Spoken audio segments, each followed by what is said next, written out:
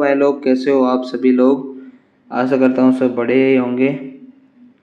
तो आज पढ़ने जा रहे हैं बायोलॉजी का क्लास 12th का चैप्टर फर्स्ट, जो कि है sexual reproduction in flowering plants. उसका लेक्चर 5 है। तो आपने लेक्चर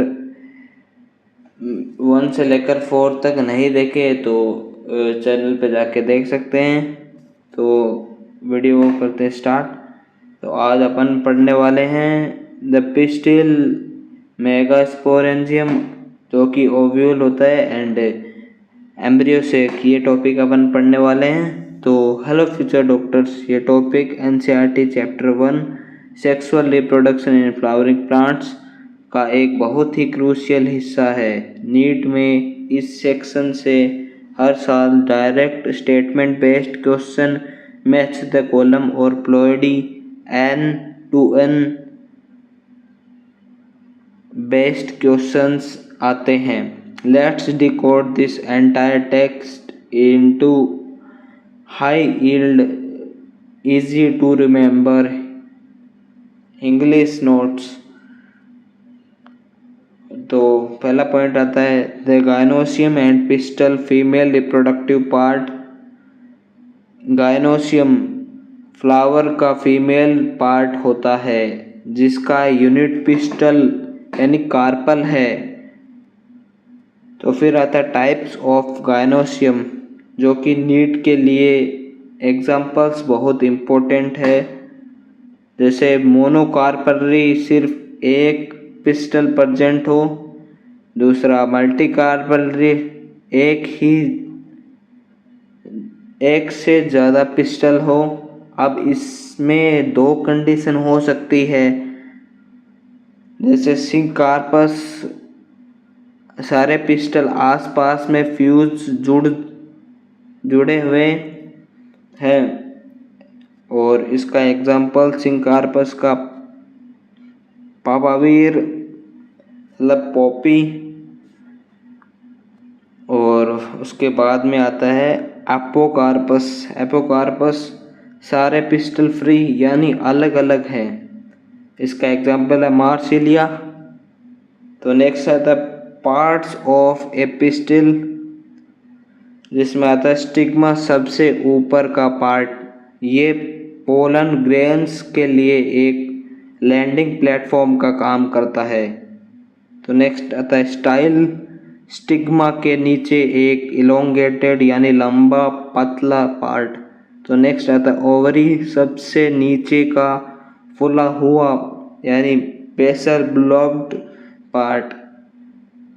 ओवेरी के अंदर एक खाली जगह होती है, जिसे ओवेरियन कैविटी यानी लोक्यूल कहते हैं। इस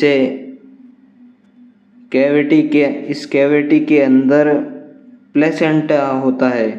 प्लेसेंटा से मेगास्पोरेंजिया राइज होते हैं, जिन्हें हम कॉमनली ओव्यूल्स कहते हैं। तो फिर आता है number of ovules in an ovary. तो 1 वाले एग्जांपल देख लेते हैं। वीट, पैडी यानी राइस, मैंगो, जो कि याद रखने का ट्रिक, इन सब के फ्रूट में एक ही सीड होता है। फिर आता है एक से ज़्यादा ओव्यूल्स प्रेजेंट हो किसी ओवेरी में। तो पपैया, वाटरमेलन और ऑर्चिड, जो कि इनके फ्रूट्स में बहुत सारे सीड होते हैं। तो सेकंड पॉइंट आता है स्ट्रक्चर ऑफ मेगास्पोरेंजिया, जो कि एनाट्रोपस ओव्यूल होता है।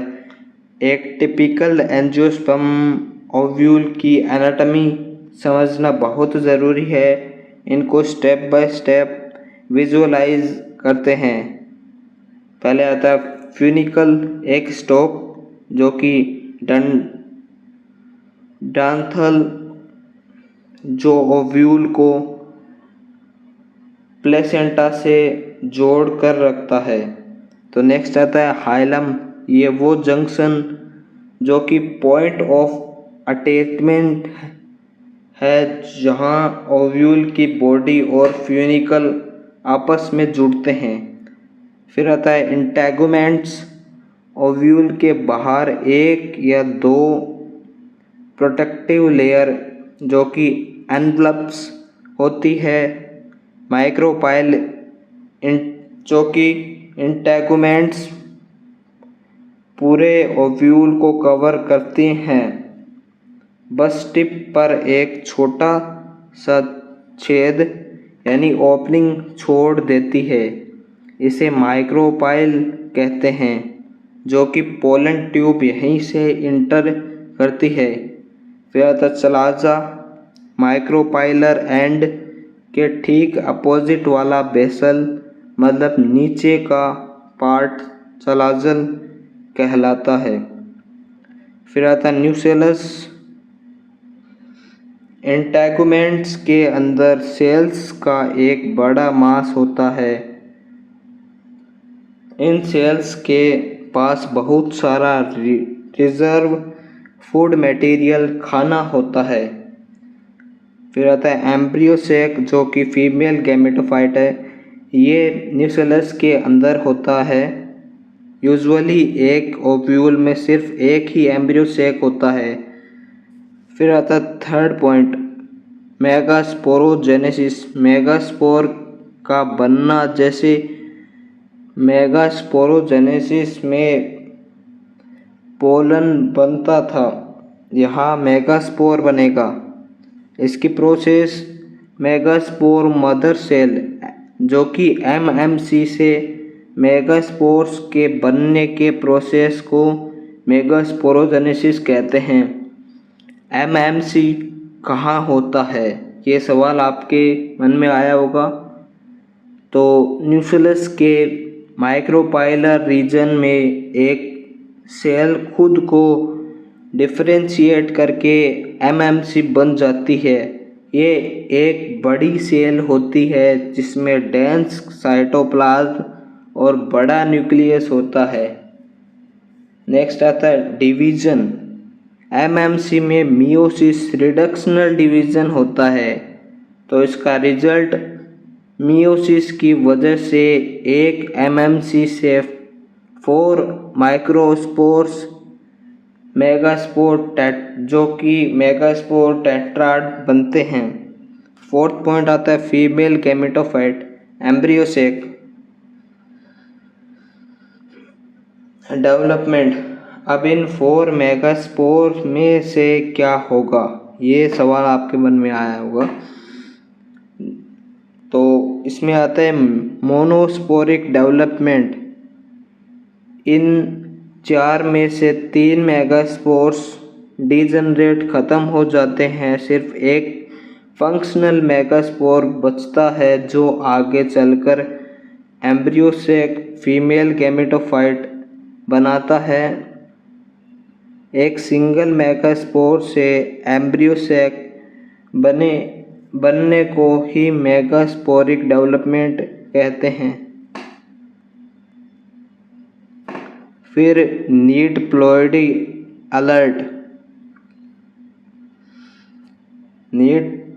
अलर्ट। इसमें आता है answer to the NCERT question. Nucleus और एमएमसी पेरेंट प्लांट के पार्ट हैं, तो वो डिप्लॉयड होंगे। माइक्रोस्पोर और उनके बाद के सब कुछ हैप्लॉयड होगा।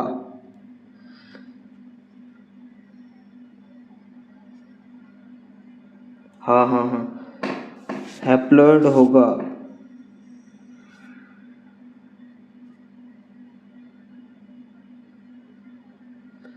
क्योंकि वो मियोसिस के बाद बने हैं। तो इसमें आता है न्यूसेलस 2n जो कि डिप्लॉयड है, एमएमसी जो कि 2n है डिप्लॉयड है। तो फिर आता है फंक्शनल मेगास्पोर n है और हैप्लॉयड है। और फीमेल गैमेटोफाइट एम्ब्रियो से क्या है, n है और हैप्लॉयड है। N को हैप्लॉइड बोलते हैं और 2N को डिप्लॉइड बोलते हैं। एम्ब्रियो सेक के अंदर डिवीज़न मतलब द 8 न्यूक्लियड स्टेज जो कि फंक्शनल मेगास्पोर का न्यूक्लियस लगातार 3 बार माइटोसिस करता है। फर्स्ट माइटोसिस में 2 न्यूक्लियाई दोनों अपोजिट पोल पर चले जाते हैं। सेकेंड माइटोसिस में 4 न्यूक्लियाई बनते हैं। थर्ड माइटोसिस में 8 न्यूक्लियाई बनते हैं। तो इसमें इम्पोर्टेंट कैच क्या है, ये तीनों mitotic divisions strictly free nuclear होते हैं। इसका मतलब न्यूक्लियर तो डिवाइड हो रहा है लेकिन तुरंत सेल वॉल नहीं बन रही। क्रायोकाइनेसिस is important immediately followed by cytokinesis। 8 nuclei बनने के बाद सेल वॉल बनना शुरू होती है।